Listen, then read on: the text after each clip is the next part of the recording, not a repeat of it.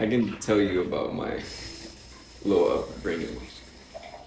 So, I was born in Manatí, Puerto Rico. My mom was a forensic scientist, and I practically lived with my grandma when she was at work every day. And my stepdad joined the military. Dad, stepdad. He joined the military the week of my 8th birthday or the week after my 8th birthday. We packed up our shit and went over here to Oklahoma. I remember, so one day I was in Puerto Rico and it was super warm, tropical, and it was just hot, and I needed a fan to sleep because you can't sleep without no fan over there. Like it's crazy. You gonna wake up sweaty as hell. First time I like felt the cold was over here in Fort Sill, Oklahoma, because like I stepped off the plane and like just this cold breeze came through, and I was like, oh, that's new. Like I don't know what that is, but it's not what I'm used to. Yeah, I got out the car and it was just so cold. It was like a blue filter got put over my eyes. It was yellow in Puerto Rico. It became blue out here. I was detached from my entire family. Like that depressed me. I would go to school and nobody would understand me.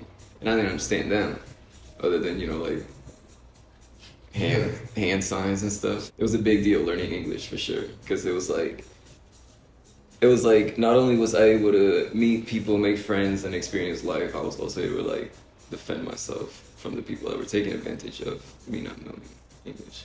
Yeah, my first friend was this white boy that lived across the street from me. I mean, it was cool at first. Like he was nice to me at first, but eventually he started like calling me names like ugly and stuff, and I didn't know what that meant, so I would just laugh like laugh with him and stuff. Like, okay, yeah, I'm ugly, sure. Like I was just laughing off, yeah.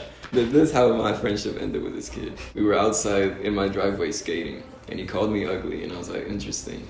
I go inside, I tell mom, hey mom, like he called me ugly, like she was like ugly, and then she looked it up, she was like, oh, like she tells me what it means, and so I go outside and I see him there, and I already start plotting. You feel me? And I see he skateboards, and he's like laying down for some reason. He was just laying back on the driveway, just looking at the sky, and I put my foot on the skateboard and I just kick it forward, and the skateboard just rams on his head. But yeah, that's the type of shit that would like happen a lot.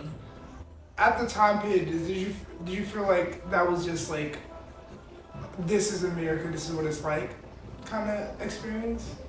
Yeah, and honestly, so far that's exactly how it's been. Like it hasn't changed ever since like that first experience. That was like my first. It's like when you first meet somebody, that first impression of them. Like sometimes they're wrong, sometimes they're right. Like they're right, but like it for sure was right. Like just that whole first year was like an introduction to America entirely, and I like it's so far it's been hasn't changed.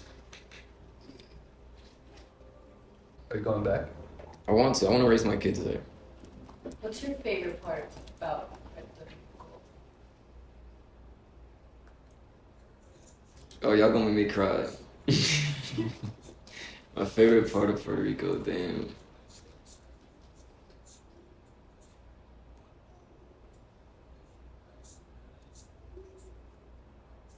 The, the warmth.